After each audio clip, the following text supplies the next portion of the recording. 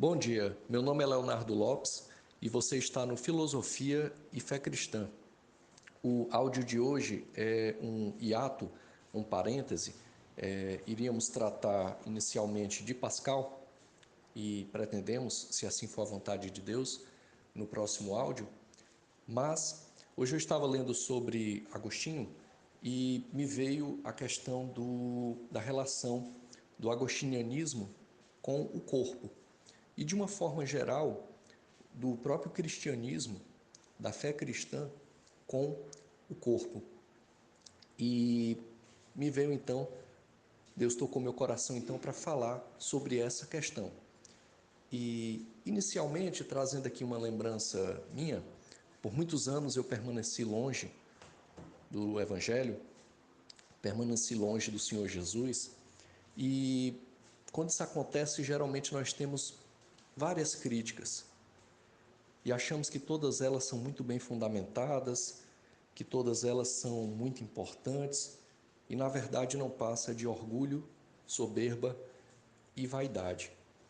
E uma dessas críticas que eu tinha era com relação ao corpo. Eu achava que o cristianismo ele menosprezava o corpo e por isso era algo que não deveria ser levado em consideração. E é claro que haviam interesses mesquinhos de minha parte, como há de diversas pessoas, em ter essa percepção de que o cristianismo menospreza o corpo. Mas vamos então à questão principal, que é a questão de Agostinho. Talvez, dentro do espectro maior, que durou aí em torno de 1000 anos da Idade Média, a Igreja Católica Romana, que predominou na Idade Média, algumas alas, alguns períodos históricos, tenham de fato menosprezado o corpo. Eu me lembro de, por exemplo, professores de história que diziam que não houve um desenvolvimento da medicina no período da Idade Média justamente porque o corpo era menosprezado.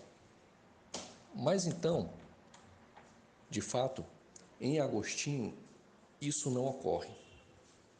E vamos ver por quê. Poderíamos começar aqui tratando e relembrando que em Platão, ou de uma forma geral, dentro da cultura grega, havia um menosprezo com relação ao corpo.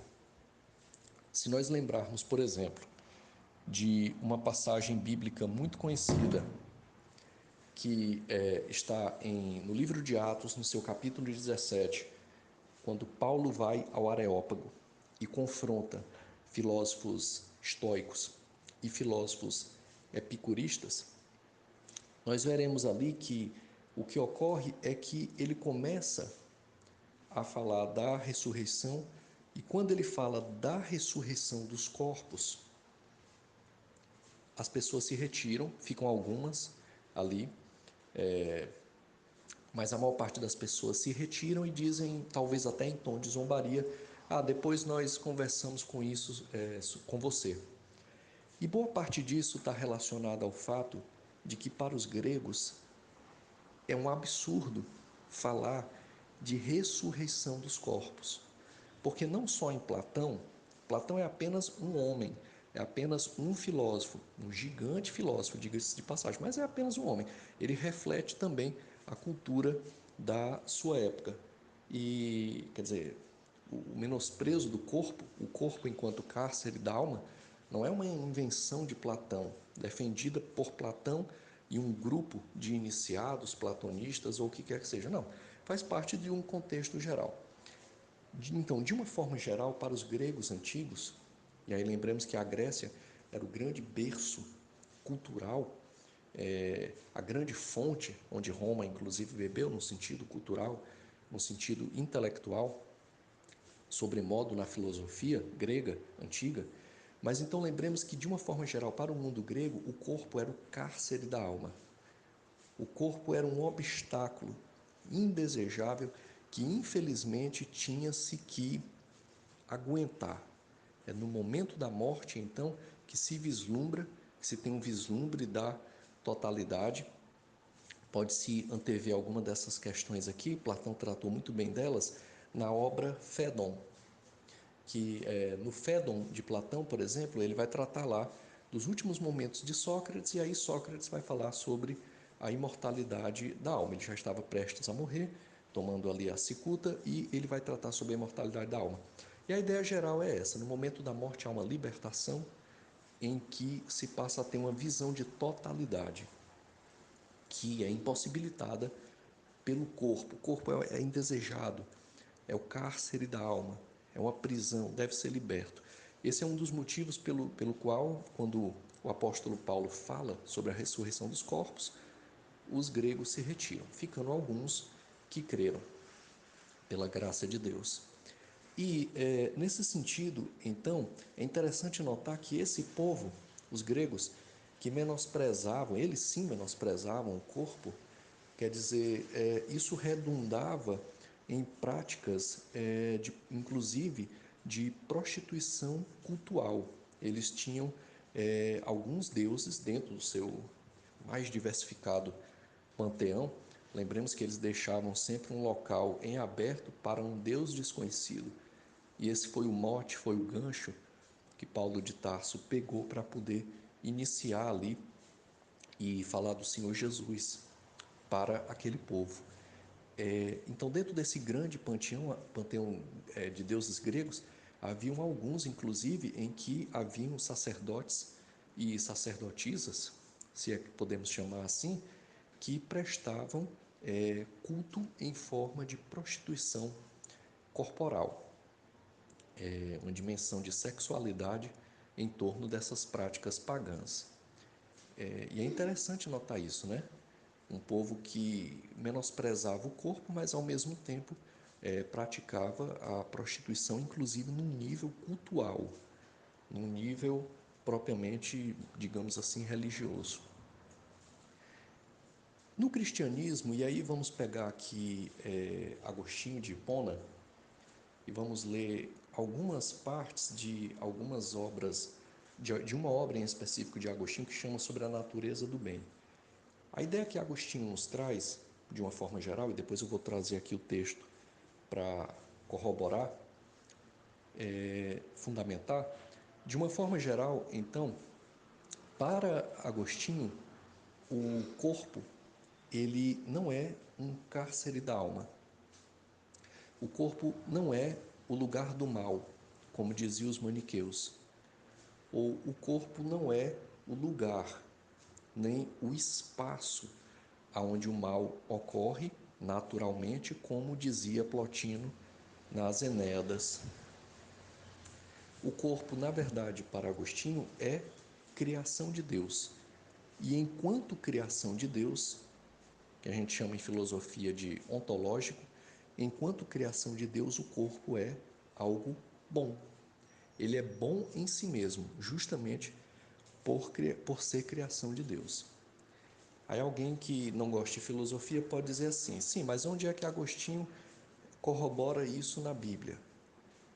Ora, é muito claro, Gênesis 1, ao final de toda a criação, está dito em Gênesis, no seu primeiro capítulo, que Deus olhou tudo, atentes para a palavra tudo, Deus olhou tudo que tinha feito e viu que tudo era bom.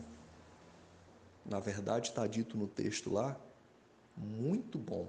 Tem uma diferença aqui entre bom e muito bom. Bom pode ser algo mais ou menos, você diz que está bom. Não, lá é dito que Deus viu que tudo era muito bom. Quer dizer, toda a obra criada era muito bom. E dentro dessa obra criada estava lá Adão e Eva. Ou seja, então, pode-se perceber aqui que toda a obra criada, inclusive o corpo, é muito bom. O problema do corpo, enquanto veículo, enquanto instrumento, ou como é dito no Novo Testamento, todo pecado que se comete, comete-se fora. Mas o pecado de ordem da sexualidade comete-se no corpo, não é?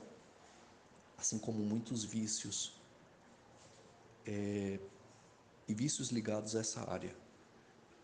Então, nesse sentido, o mal vem pela má vontade humana que se distancia de Deus, que erra o alvo e que por isso peca, e que vem então a pecar, produzindo distanciamento ao Criador.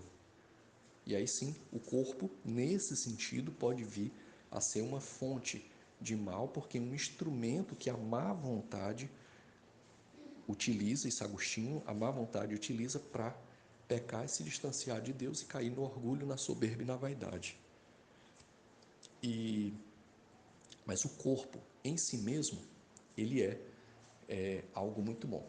Então, para já irmos iniciar aqui a conclusão, vamos ler aqui algumas passagens da obra A Natureza do Bem, que é uma obra em que é falado, principalmente nos seus primeiros capítulos, dessa dimensão ontológica. Lembrando, o que é a dimensão ontológica é aquela dimensão do que é em si mesmo. Quer dizer, o que é, no caso aqui, o corpo, né? O corpo em si mesmo. Então vamos ler aqui algumas passagens. Por exemplo, no primeiro capítulo é dito assim: todas as coisas boas, quer grandes ou pequenas, em qualquer dos seus graus, não podem existir senão por Deus. Ou seja, ele está dizendo aqui que tudo vem de Deus. E toda natureza, enquanto natureza, é importante isso aqui, ó, natureza, não é natureza qualquer natureza, mas é natureza enquanto natureza. No caso aqui, a natureza humana. Não é só a natureza humana, mas é a natureza humana enquanto tal. É um bem. Ou seja, veja isso aqui que ele é muito claro, que ele diz, toda natureza, enquanto natureza, no sentido aqui ontológico, né? É um bem. Está querendo dizer aqui que tudo que Deus criou é um bem. Está na obra A Natureza do Bem, no capítulo 1. Uma outra passagem mais à frente. As coisas em que o modo, a espécie e a ordem são grandes bens. Por exemplo, o homem, os anjos, né? Continua aqui o texto. As coisas em que são pequenos bens. Por exemplo, uma pedra. Estou dando um exemplo aqui. Aí continua aqui o Agostinho. Onde não existem, nenhum bem existe. Ou seja, se uma coisa não existe, não há ali nenhum bem. Também não há nenhum mal, porque o mal não existe por si mesmo. Essa aqui foi a grande crítica, a grande batalha que Agostinho exerceu contra os maniqueus. Não existe o mal em si mesmo. Se uma coisa não existe, não existe o bem. Mas muito menos vai existir o mal. Porque o mal não existe em si mesmo. O mal é um produto da má vontade humana. Quando ele ocorre porque o homem utiliza mal o seu livre-arbítrio. Aí continua o Agostinho. Finalmente, onde essas três coisas são grandes, quer dizer que o modo, a espécie e a ordem, ele explica na obra o que é isso, não vem ao caso aqui. Aí ele fala aqui, ó, são grandes as naturezas. Onde são pequenas as naturezas. Onde não existem, nenhuma natureza existe. Foi dito antes. Logo, toda natureza é boa. Está na Natureza do Bem, a obra, capítulo 3. Um pouquinho mais à frente, ele vai falar que na Natureza do Bem, capítulo 17, que em nenhuma natureza existe o mal, mas apenas uma diminuição do bem. É mais ou menos o seguinte: o homem que está perto de Deus, o crente que é obediente a Deus, ele participa deste bem, da graça de Deus que Deus lhe está fornecendo. Quando ele começa a pecar, vai diminuindo, como ele diz aqui, o bem nele, porque ele vai diminuindo esta graça. Um pouco mais à frente, ele vai tratar aqui no A Natureza do Bem, capítulo 17. Vai dizer assim: nenhuma natureza, enquanto natureza, é má. Já foi dito anteriormente, né? Toda natureza é boa. Então, continua Agostinho, e em nenhuma natureza existe o mal, mas apenas uma diminuição no bem. É isso, Deus nos fornece, para Agostinho, ele nos fornece o bem. Nós somos bons por natureza, no sentido de que fomos criados à imagem e semelhança de Deus. Só que nós podemos nos afastar desse bem. Esse bem está dado, ele é dado por Deus pela graça. Mas nós, pelo livre-arbítrio, podemos nos afastar desse bem por conta do pecado. Então, o pecado, que é a má vontade na utilização do livre-arbítrio que Deus nos deu, ele faz afastar desse bem.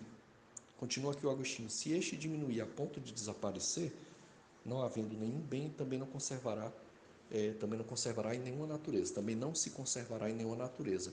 É justamente aquilo. Quer dizer, mesmo o mais vil dos pecadores, vamos utilizar essa linguagem aqui, o mais vil dos pecadores, ele é criado por Deus.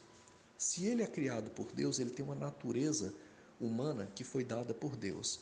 Se ele tem uma natureza dada por Deus, essa natureza é boa em si mesma. Então, ele tem ainda ali, mesmo o mais vil dos pecadores, ele tem ali ainda a marca de Deus nele. Só que, pelo seu livre-arbítrio, ele escolheu se afastar da graça. A graça está dada a ele em Cristo Jesus. Mas pela sua má vontade, pela má utilização do livre-arbítrio, ele escolheu se afastar do bem. Quando ele se afasta do bem, esse bem vai diminuindo, é isso que está dizendo Agostinho, até chegar a um ponto que ele quase não existe. Mas ele nunca zera, porque se ele zerasse, não existiria mais natureza, não existiria mais aquela pessoa que é a obra criada por Deus. E como existe ainda bem, porque é um bem em si mesmo, não é um bem construído, não é um bem adquirido pelo esforço do ser humano, mas é um bem que é fruto da criação, ele vem totalmente de Deus, ele pode em Cristo Jesus ser restaurado. E aí o que era um bem, vamos utilizar essa linguagem para ficar bem pedagógico, um bem bem pequeno, ele pode ir aumentando à medida que se reaproxima em Cristo Jesus de Deus. E aí ele restaura esse bem, restaura esta pessoa. Bom, esse áudio foi um pouco mais curto e foi justamente para tratar dessa relação. Se há certos momentos dentro da história do cristianismo, e há, sobremodo a gente percebe isso dentro do momento da Igreja Católica Romana na Idade Média, momentos em que o corpo foi desprestigiado, e isso tem inúmeras implicações, inclusive até mesmo, não só, geralmente pensa-se no âmbito da sexualidade, mas não só nesse âmbito, mas inclusive no âmbito do cuidado com o corpo, na higiene do próprio corpo. Quer dizer, se você desmerece o corpo, o próprio cuidado com a higiene desse corpo, uma questão bem simples, mas bastante importante, mas se você desmerece o corpo, você acaba desmerecendo até o próprio cuidado com a limpeza e com a higiene do corpo. Não, o que Agostinho nos mostra, o que a Bíblia nos mostra, é que, como está escrito em Gênesis, no capítulo 1, tudo que Deus criou é bom, inclusive o corpo, inclusive a sexualidade, que também foi criada por Deus. E somente em Deus, por sua palavra, pela obra e pelo mérito do Senhor Jesus, é que tudo isso que está relacionado ao corpo, seja a higiene, seja a sexualidade, seja o cuidado com exercícios físicos, por exemplo, somente em Cristo, regidos pela sua palavra, a Bíblia, é que tudo isso alcança um nível máximo, um nível de otimização. É isso, vamos ficando por aqui então. Ficamos por aqui hoje. Deus não está morto e muito menos na academia. E o lugar da Bíblia é em todo lugar. E por que não também nas faculdades de humanas, principalmente nas de filosofia? Um fraterno abraço e que a paz de Cristo fique com todos.